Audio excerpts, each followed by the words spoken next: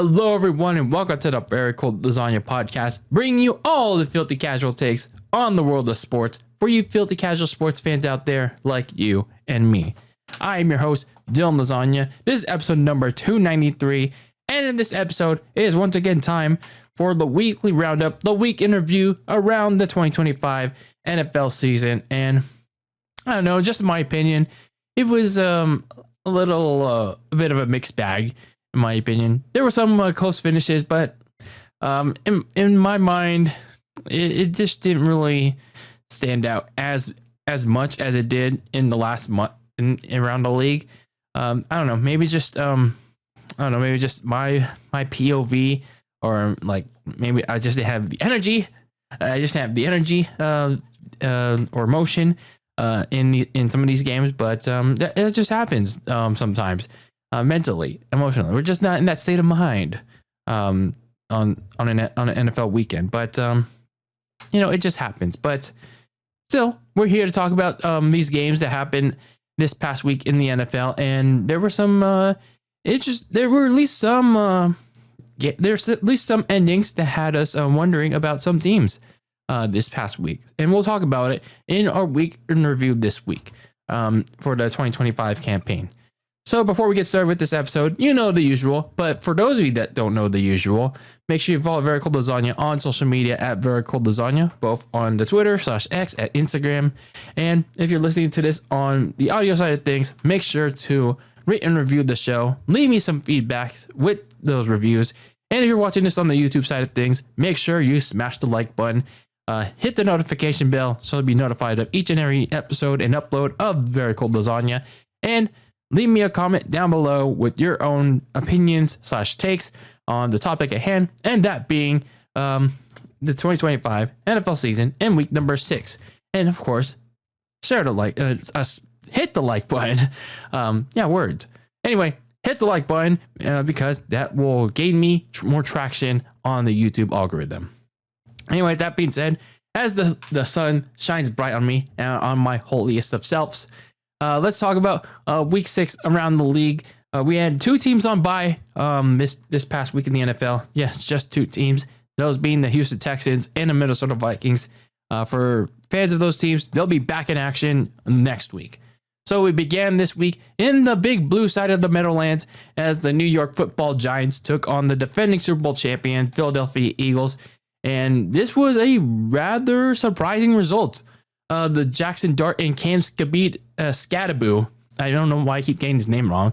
I keep saying Scabito, but anyway, Scadaboo combined for 5 touchdowns, and the New York Football Giants, their defense clipped the wings of Jalen Hurts and the Eagles offense in the second half in a surprising upset.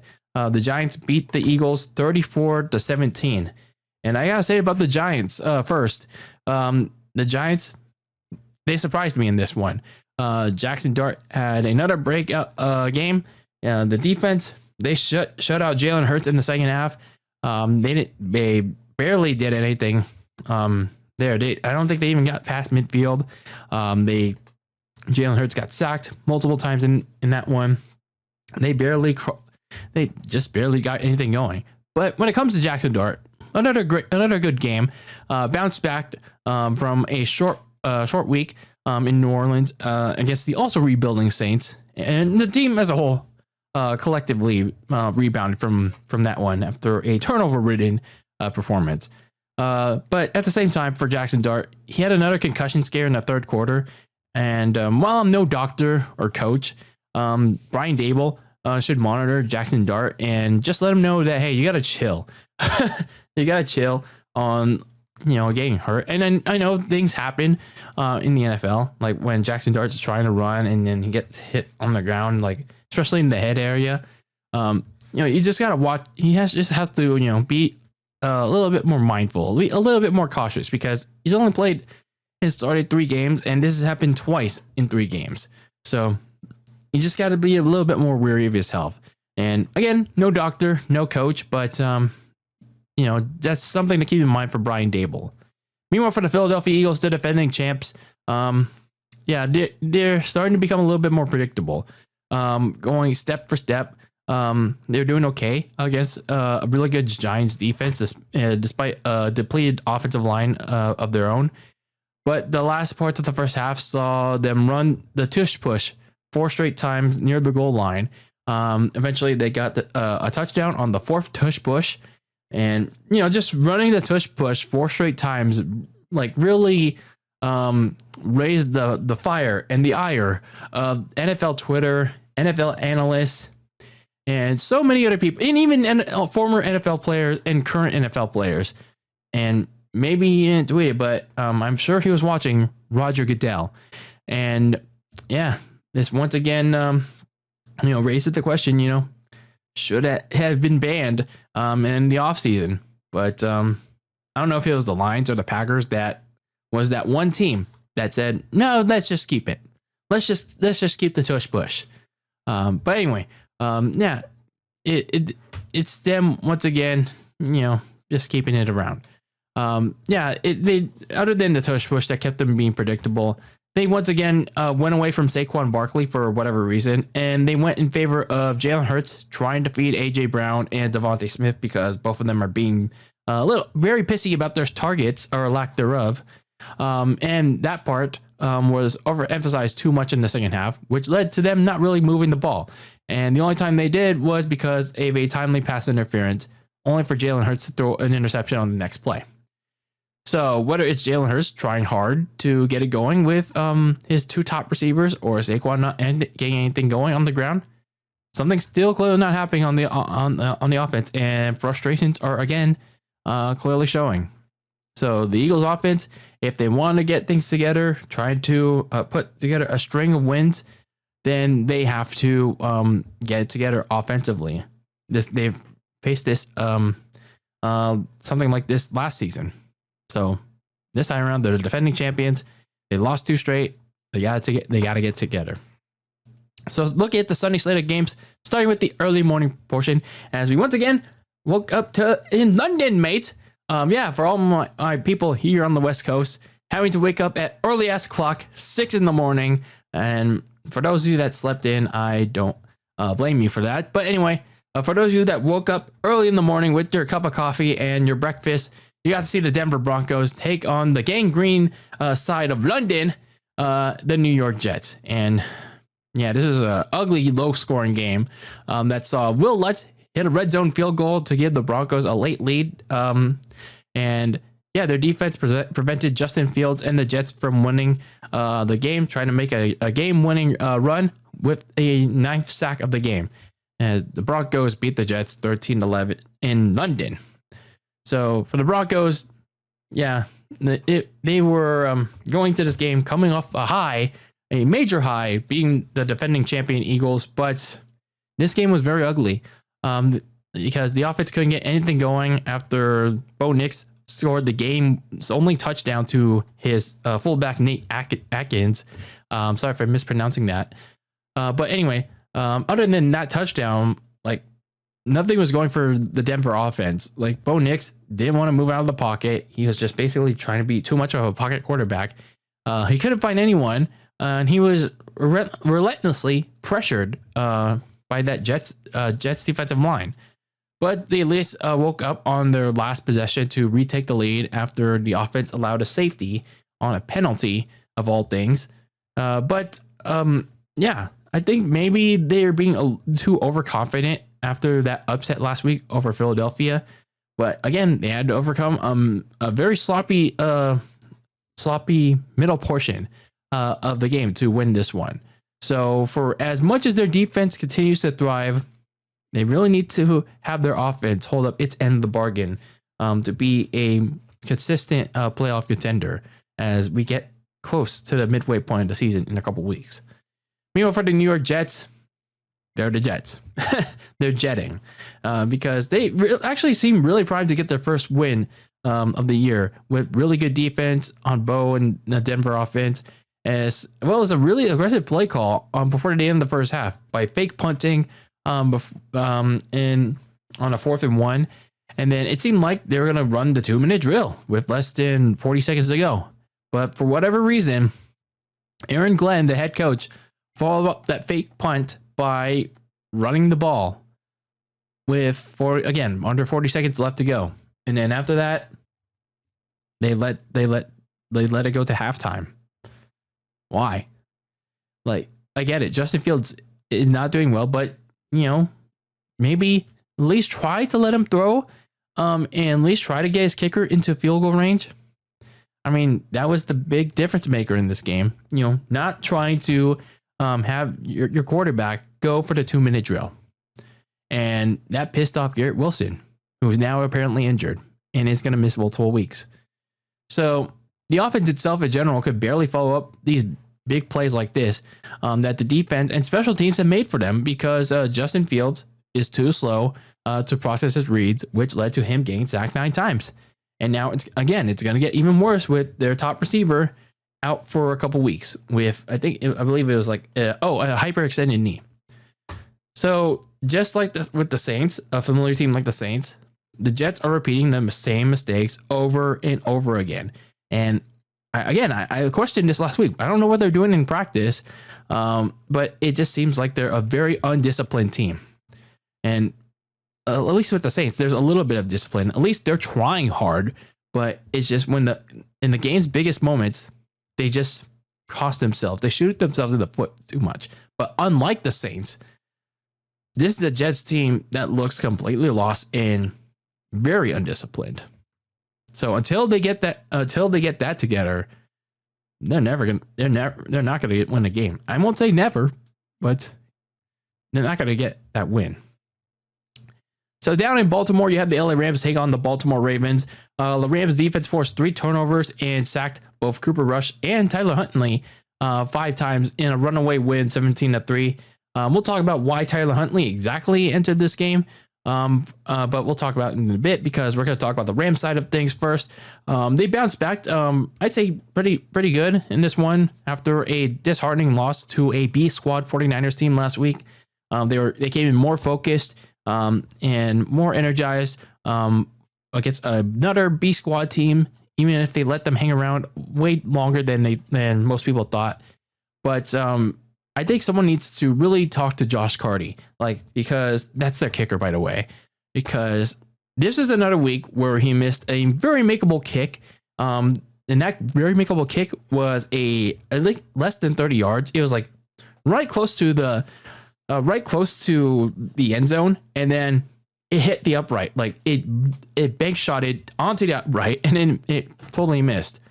And yeah, he also barely snuck in another one, which at least that one was successful. But still, someone really needs to give Josh Carty a really big pep talk, because this is starting to become a problem with him, and it's starting to become a concern that this special teams unit is going to end up costing the Rams in some big time games, and if they end up in the playoffs, it's going to cost them big, even there. Meanwhile, for the Baltimore Ravens, they surprisingly held up longer than expected, despite how injury mania is running wild over there. But in the end, they only had 3 points to show for it, despite Derrick Henry's best game since week 1. And why did they only have 3 points to show for it? Mistakes from both the players and the coaches. Cooper Rush couldn't get anything going. And that's why he got benched in the 4th quarter for Tyler Huntley, who at least tried to get the offense down the field in the red zone, but unfortunately got held up. And from the coaching side of things, I don't know why exactly they had Mark Andrews be the guy to push his way to a touchdown when he failed 3 straight times. And they had Derrick Henry right there where he could just bulldoze his way to a touchdown. So that's a touchdown right off the board.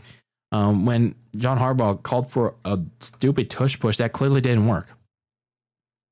So now the Ravens are 1-5.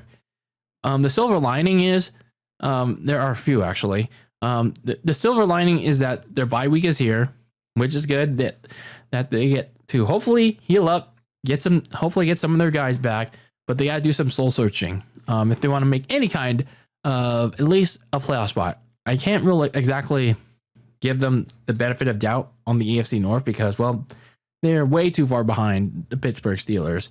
And another silver lining is that Lamar Jackson is slated to return after the bye, but even then, there's still a lot of issues with this team.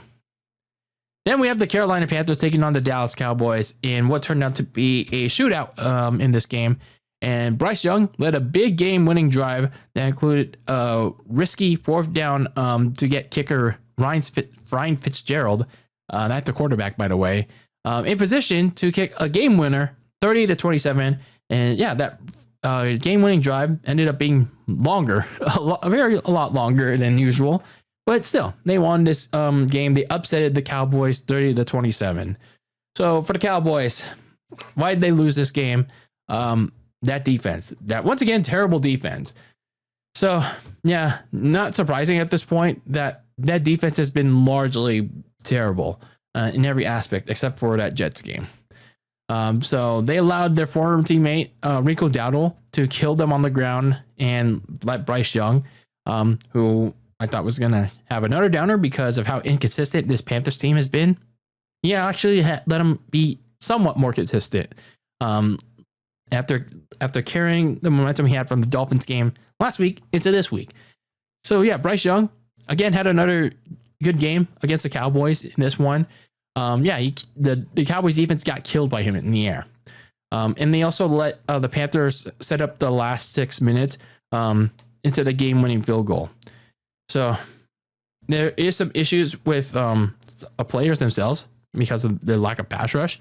And a large part of that is also on the defensive coordinator, Matt Eberflush. Yeah, Eberflush.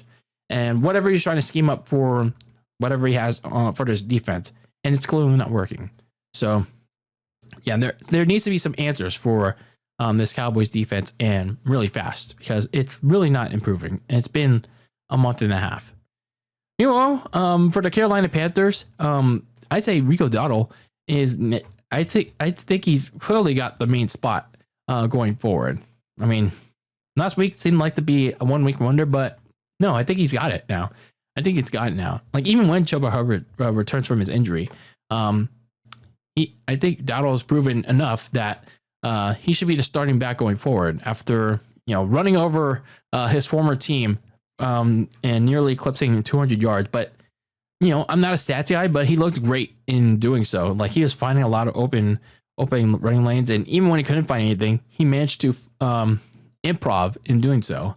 So I feel like Rico Dowdle should be the main back, and I believe I said this last week too. He should be pretty efficient in hopefully helping Bryce Young, being a somewhat better quarterback. I mean, not in the game team, good, great, but I say decent to hopefully solid. So then we have the Arizona Cardinals taking on the Indianapolis Colts. Daniel Jones and Jonathan Taylor combined for 4 touchdowns to at last a surprisingly very feisty Jacoby Brissett led Arizona, beating them 31-27. The Cardinals who were without Kyler Murray, who was dealing with a foot issue.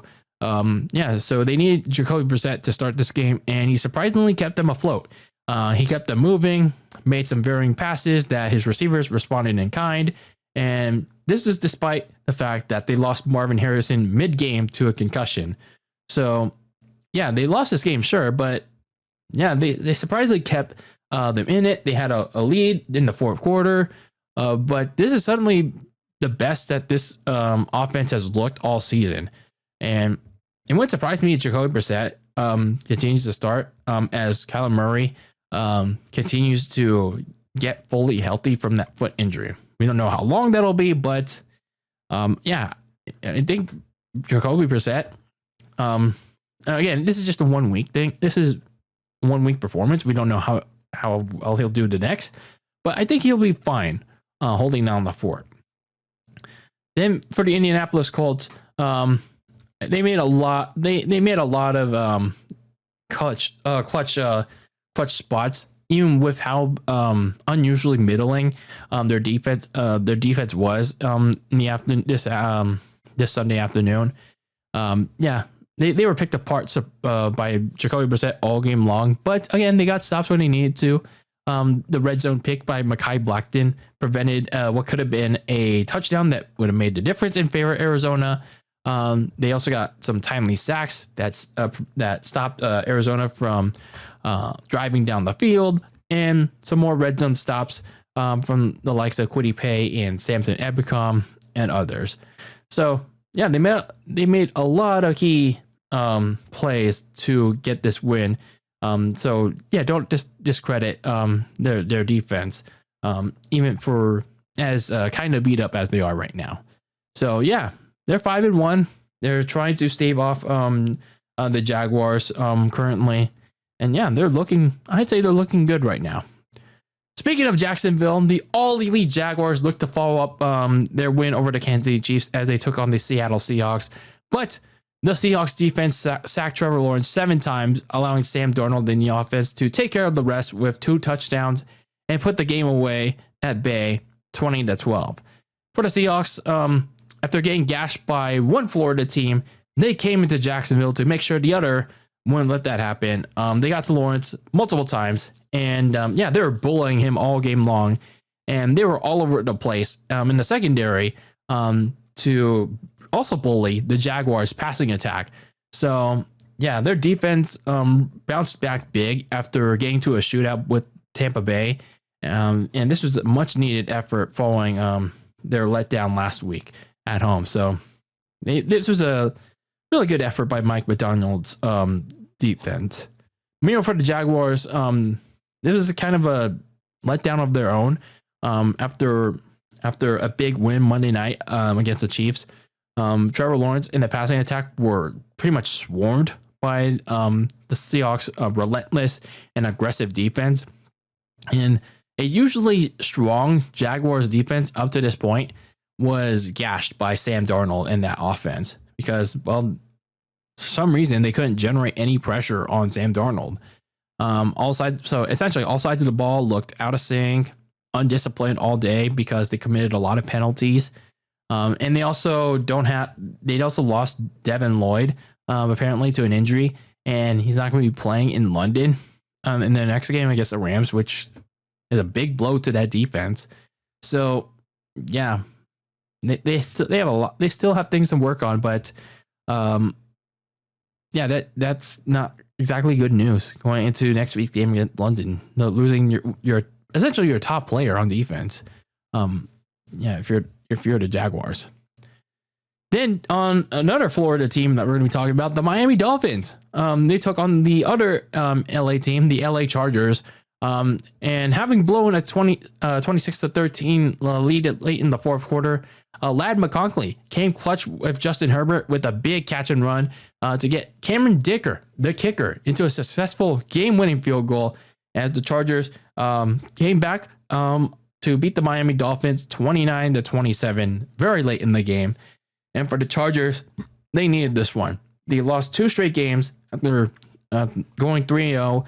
And yeah, Justin Herbert finally decided to wake up despite a banged up offensive line and Justin Herbert making some pretty shady decisions. He was more effective in this game. He started playing at the level again that he was during the 3-0 start, avoiding sacks, throwing for 2 touchdowns, and making the play of the game on the big pitch and run to Ladd McConkey that honestly could have turned into a sack. But that's what's more important is that they snapped this 2-game skid, and that's big for Jim Harbaugh's Chargers. Now it's time to follow that up when they return home to face a red-hot Colts, which I don't get for the Colts schedule. Like, they traveled to LA to face the Rams, and now they got to go 2 weeks later, they got to go back to LA to face the Chargers. Like, you couldn't have done that back to back. I don't get that. So for the Miami Dolphins, yes, Tua was again an issue in this game with 3 interceptions, but he did manage to rally the team back late in this one. But I feel like the bigger issue for this game was Mike McDaniel and how pretty much post-game Tua exposed his management of the team with how disorganized they currently are, with how players are either not showing up at all or showing up late to meetings and practices throughout the week. So I feel like they're essentially for the most part, coming in unprepared for these games. So yeah, it's no wonder they don't play as a team nor finish games as a team, whether they have a lead or not. And it's no wonder they're 1-5. So at 1-5, it's only a matter of time when Mike McDaniel receives, that pink slip of doom. And we'll talk about that pink slip of doom in a minute, because there's already one that got that. So down in Pittsburgh, we have the Steelers taking on the Cleveland Browns. Aaron Rodgers connected with Connor Hayward, the tight end, and his favorite receiver, DK Metcalf, to wake up the offense in the second half and bury the skid marks 23-9. I don't have much to say about the Browns right now because, it's just the skid marks. The skid marks have a shitty offense with another shitty quarterback in Dylan Gabriel that failed to follow up a half decent performance in London last week. I got nothing for you when it comes to the skid marks. It's just another week, another ass wipe that you use with your toilet paper, when you're taking a big shit and then you need something to wipe your ass with. And that's the Cleveland Browns. Meanwhile, for the Pittsburgh Steelers, coming off a bye week, they looked pretty slow in this game. They let Cleveland hang around for way too long. It was only like a 9-3 game at halftime. And until they decided to fuck it, we're gonna break open this game in the second half. So there's still a lot to clean up for them, such as playing a little bit more efficient on offense for all 4 quarters, and a cleaner game because they committed an unusual 10 penalties, which again, it kept the Browns around for a lot of this game. But there's still isn't a lot of panic yet because there's still a lot of season left, and the rest of the division is so bad right now. The Ravens are facing injury mania. Joe Burrow's not there. And now you got Joe Flacco on the Bengals, and of course, the skid marks are the skid marks. So essentially, what I'm trying to say is, the Steelers, it's their AFC North to lose right now. Then in the big hard, we had the New England Patriots taking on the New Orleans Saints. You had 2 touchdowns from the Drake May, Keyshawn Boot duo, powering the Patriots to their 4th win in the big hard, 25-19. And another good performance from Drake May. He was once again very effective with accurate throws, and even had a big scramble to convert a 3rd down to go alongside his 3 touchdown day overall. So there's still a lot of season left to go, but the Patriots are making their case, making their move to contend with the Bills in the AFC East. And it's going to be a long dogfight between those two throughout the rest of the season. So for the New Orleans Saints, even with all the usual mistakes that they had, like the inefficient run game and the pass defense, they still had a shot at winning this game very late in the final minutes.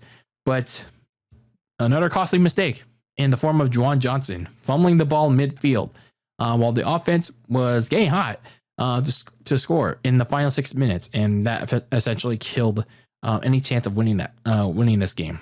Now, I don't agree with the ruling from the ref ball because he technically was already down. He technically already had his elbows down when he did fumble the ball, but I don't know. They rigged it. In my opinion. But regardless, the Saints still can't be having those mistakes, and they still keep doing it. Then we had the late afternoon slate of games. We had the Las Vegas Raiders taking on the Tennessee Titans.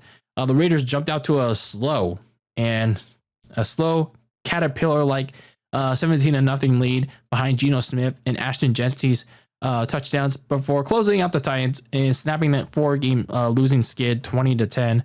I don't have much to say about the Tennessee Titans because it's pretty much the same thing. Cam Ward's receivers can't catch for shit, but Cam Ward also kind of deserves blame for this too. He got sacked very frequently. He got stripped. He lost the fumble because he held onto the ball for way too long. He threw. I think he threw for 2 interceptions. So he didn't look great in this game either. So this team is still severely flawed. I get that. But they went completely ass backwards after following up what was an improbable comeback against Arizona last week. So, yeah, it's completely ass backwards. Which, hence, following this game, head coach Brian Callahan was fired. And, well, some of it is reasonable. A little part of me is like, man, really? But, yeah, for the most part, I saw the writing on the wall with how shitty they were, how shitty he's like not really doing anything. And now Mike McCoy is set to be the interim head coach. So let's see if he can provide a spark.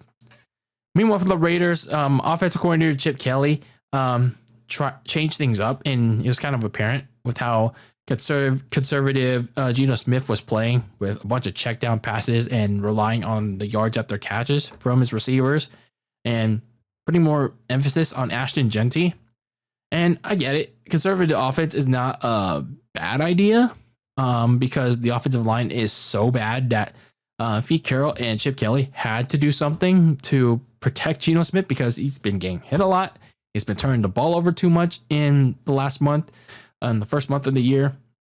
But still, I don't know how much I can envision, this kind of style of offense going for the rest of the next month, because they got teams coming up on the schedule. Like, let's look at these next few games: the Chiefs, the Jaguars, and the Broncos, that are gonna really want to test Geno Smith to force him to throw it deep, because the conservative passing might not be it, Chief. Then we have the Tampa Bay Bucks taking on my San Francisco 49ers. A Baker Mayfield shake and bake run and a deep strike to Tez Johnson in a heartbeat late in the third quarter broke the door open of an injury-riddled game that the Bucks came out on top 30-19. This was kind of soul snatching to watch because for my San Francisco 49ers, Fred Warner's injury basically killed not just this game, but I don't want to say it yet, but essentially almost the season for San Francisco.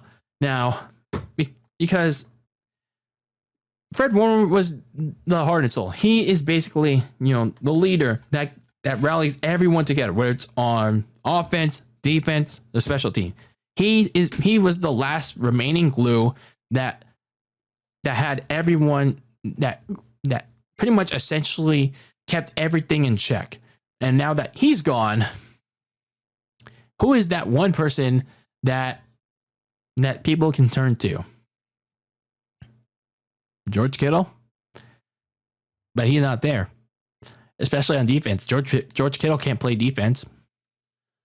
So yeah, Fred Warner's like that heart and soul that people can look at. And not George Kittle, Fred Warner. He's the person that everyone can look towards to. And now he's gone for the season. This is his first major injury, I believe, and he's not there. So I really feel for him. But at least the good thing is he'll be ready by training camp next year. So I hope that his rehab will do well, speedy recovery for him.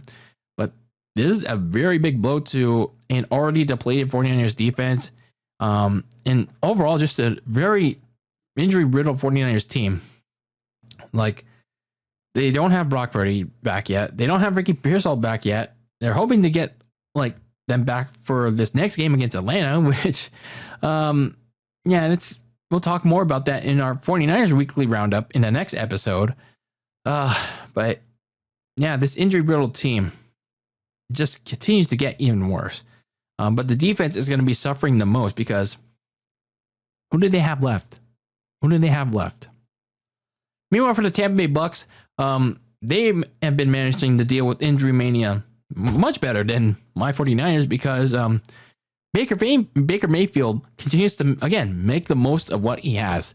Whether they're losing Mike Evans, Chris Godwin, or some other player on the offensive line, Baker Mayfield continues to make big plays with any kind of reserve receiver, like Tez Johnson, for example. he made a big strike to Tez Johnson, and he trusted him to get that ball, and he got that ball. So they were the better team in this one and making the most of what they have. But unfortunately, they did lose another key player, and that was Emeka Egbuka, his top rookie receiver. And yeah, he's going to be out a couple of games with a hamstring injury. So yeah, that's another big blow to the Tampa Bay offense. And now Baker Mayfield's going to have to rely on somebody else to step up. Whether it's going to be Tez Johnson, whether it's going to be Kate Otten. Yeah, this is really going to test Baker Mayfield once again. And trying to make the most of what he has. Meanwhile, for the Green Bay Packers, they took on the Cincinnati Bengals, the Joe Flacco-led Cincinnati Bengals now. But Josh Jacobs ran over the Bengals with 2 touchdowns. But the Green Bay Packers, they had to slow down come back from the Joe Flacco-led Bengals to get this win, 27-18. And some people are already saying, oh, Joe Flacco can make Cincinnati competitive. Let's pump the brakes on that, please.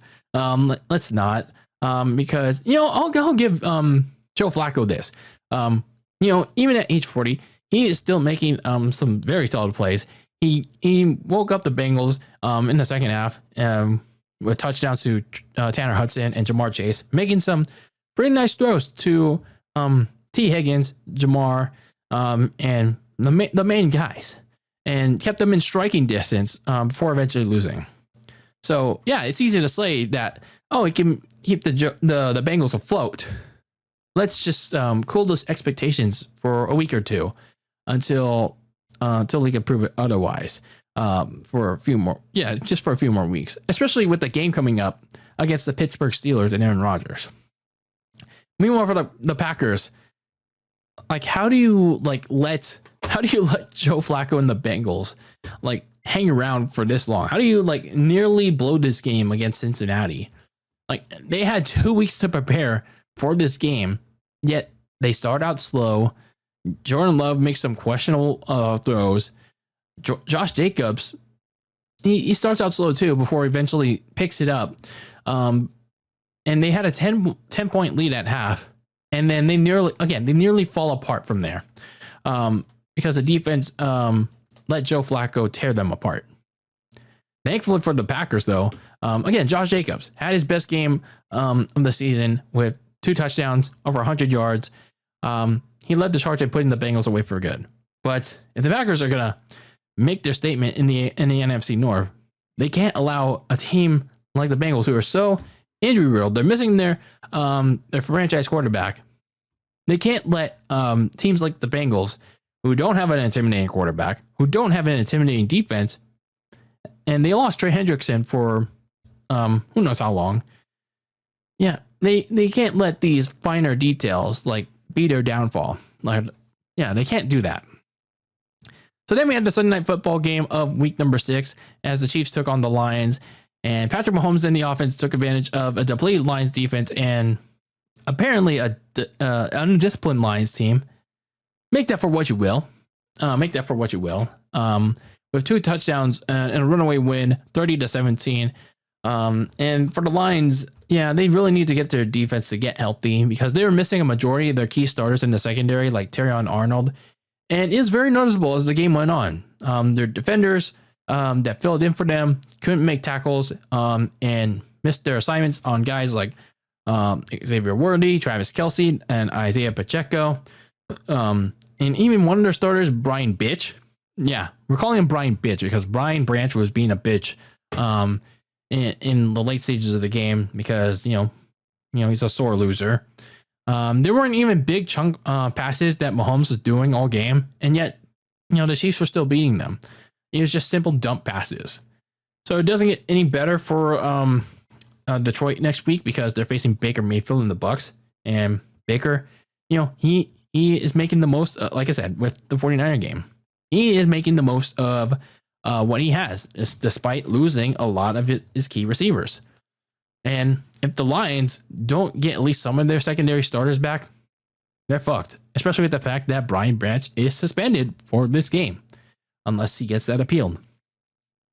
Meanwhile, for the Chiefs, they went back to the basics for this one. Not forcing the deep ball too much like Mahomes did in Jacksonville. So it seemed like they went back to that this week. For the most part, it worked. And yeah, most of the offense was burning the lines in a runaway game. Now, make it for what you will, because they did play a clean game. Again, make that for what you will, because of ref ball. But anyway, yeah, like we'll see in the next couple of weeks if they'll continue to go back to playing the deep ball with their threats like Xavier Worthy, Tyquan Thornton, and now you got Rashee Rice back. And all of a sudden, yeah, the NFL and its fan base will see the Chiefs we'll see back to form. Then we have the Monday Night Football doubleheader. Yeah, there's another doubleheader this week. As first with the Atlanta Falcons taking on the Buffalo Bills, and boy, did the Atlanta Falcons really run over perennial playoff contender as Bijan Robinson and Michael Penix Jr. They quickly ran up the scoreboard on the Bills in the first half, going up 21-7 at one point before their defense took care of the rest to silence Josh Allen in an upset 24-14. And what a disappointment this game was for the Bills. They looked outmatched against both the Patriots and the Falcons now. And this wasn't just from their defense, because for as depleted as their defense was, that offense is starting to crack. The whole, let's be I love you, you love me, let's get together and share with Barney. That sharing is caring offense is starting to show signs of death, because either his receivers are not on the same page as him, or Josh Allen is forcing the ball into the receivers that can't catch for shit. So, looking at the stat sheet, again, I'm not a guy that is stat worthy, but looking at how those receivers played, all three receivers had 3 catches or less in this one, with Josh Palmer looking like the only decent one, even though he didn't have a touchdown to back it up. This, along with some of the injuries to the offensive line, is making Josh Allen fall apart into making dumb decisions, and it's making him look like his early 2 years with the Bills. And during this point of the season, he can't have that, because now they're behind the Patriots in the division. Yeah, they caught that up. But the positive is that the bye week is here for Buffalo, and they can use that to really reset themselves. And they got to use it well. My main suggestion is to call some teams and make a trade for hopefully some reliable receivers, because the one that they currently have now, there clearly isn't one. Meanwhile, for the Atlanta Falcons, they got the early bye, and before that bye, they had a really good bounce back game against the Commanders after an embarrassing shutout loss to the Panthers. Michael Penix Jr. Played well in that game, and I felt like at the time the bye week was kind of bad timing for the Falcons, because they're starting to get hot, and then the bye week suddenly came around. But the bye didn't really derail their hot momentum.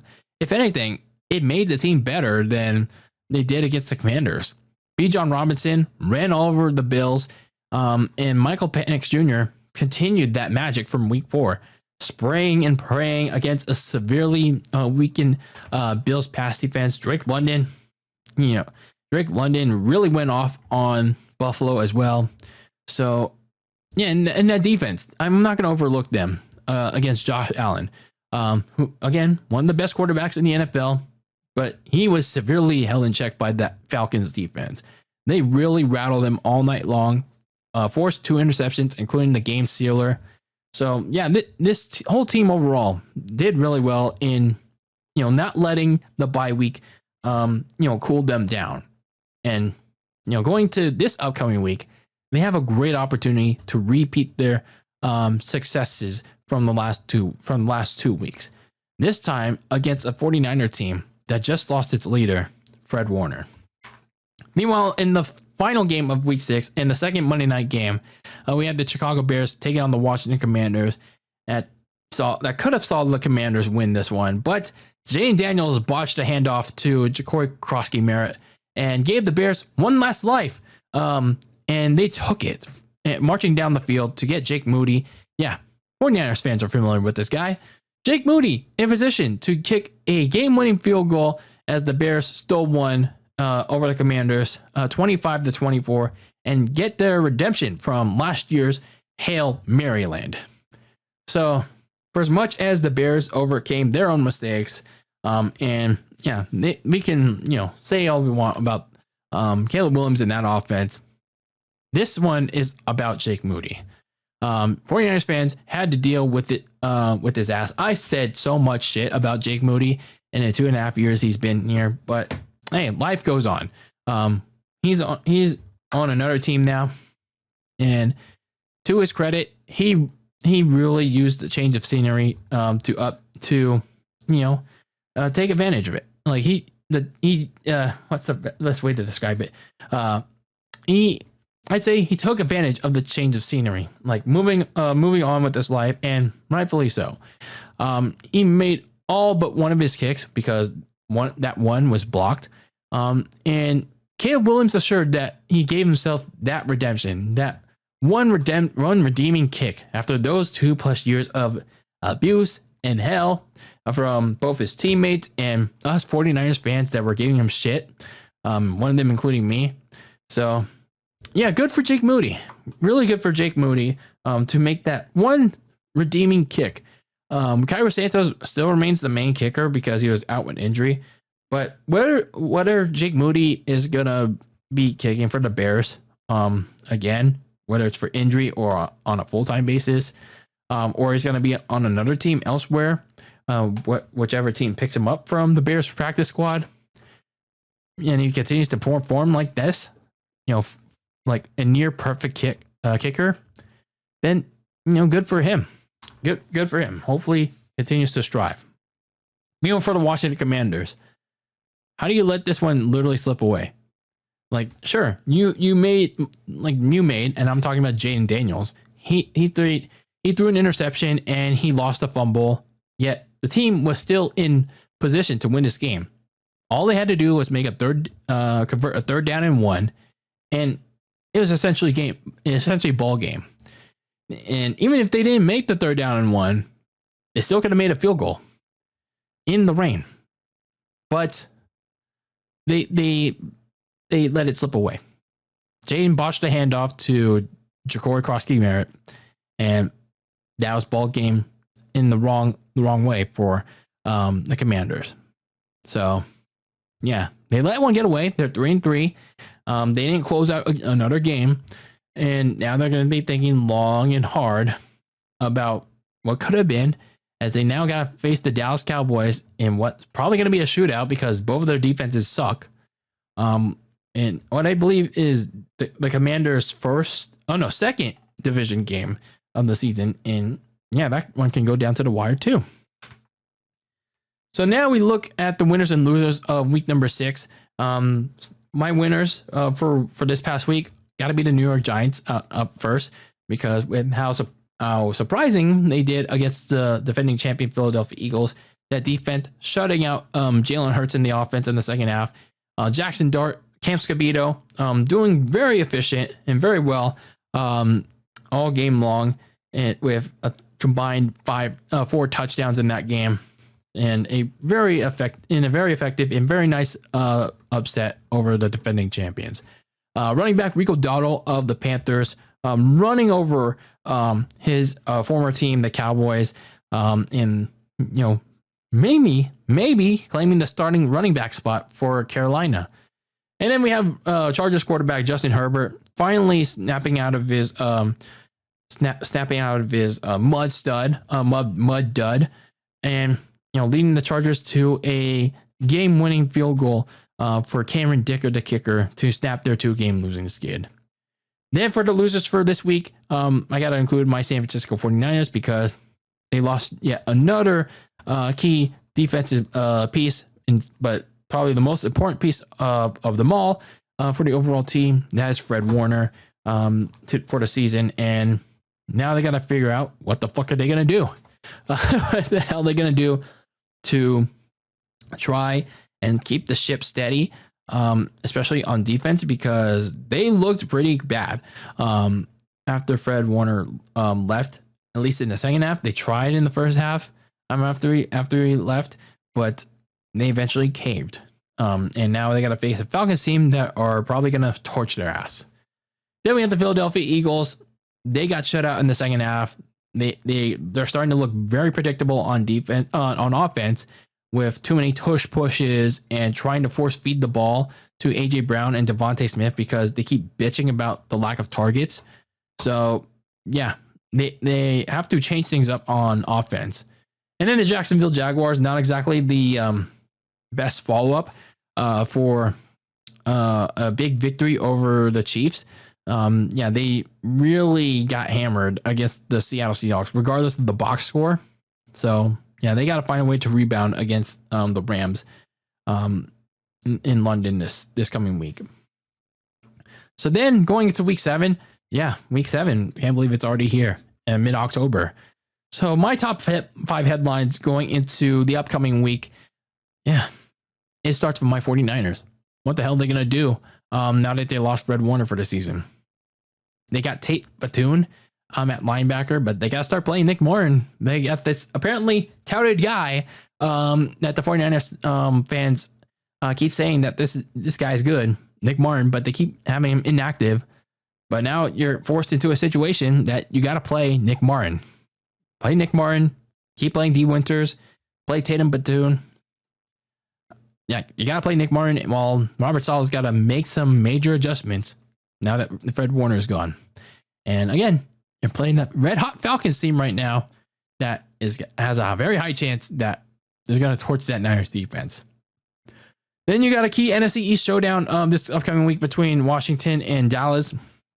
That game is probably going to be another NFC East shootout because both teams' defenses are terrible. But that's going to be one, if both teams are contending for a playoff spot, is going to be key later down the line. And this NFC East, other than the Giants, is pretty wide open because given that all but the Giants lost this weekend, it's pretty open. Then we have a potential playoff preview in the powder blue side of LA as the Colts take on the Chargers. The Colts are back in LA to hopefully redeem themselves after losing to the blue and gold side of LA, that being the Rams. And then we have a new early battle for the NFC's top seed as the Tampa Bay Bucks take on the Lions. Both teams are pretty depleted on different sides of the ball, but nonetheless, Baker Mayfield looks to continue his hot streak against Jared Goff and the Lions, who look to bounce back from a kind of meh Sunday night loss to the Chiefs. And then for the Jets, it's the Jets. Do they get their first win against a Panthers team that has won 2 straight in upset fashion? So, can the Panthers follow up their recent success and prevent the Jets from getting their first win? Not have a letdown. We'll see. We'll see how things go in this 7th week of the NFL. And so far this season, it's been, for the most part, pretty crazy. Like, it's so wide open right now. There's no clear-cut contender, and I like that. The unpredictability of the NFL is good for us fans and, honestly, for the league itself. You got to have some unpredictability. Like, it's no fun for things to be predictable, and I like that compared to a certain quote-unquote sport right now. But anyway, let me know your takes, your opinions on the NFL week 6 of this current campaign in 2025. Let me know your opinions on week 6. Let's have a conversation on whether it's on YouTube in the comment section or on my DMs on social. Send them at Very Cold Lasagna. And let's have a conversation on how you're feeling about your team. Did they disappoint you? Did they praise you? Did something you like? Let's talk about it in the comments. But anyway, that's going to do it for this episode of Very Cold Lasagna. I have been your host, Dylan Lasagna, bringing you all the filthy casual takes on the world of the sports. And as always, get the lasagna very cold in the fridge with your takes on the world of sports. Until I see you, when I see you in the next one, peace out.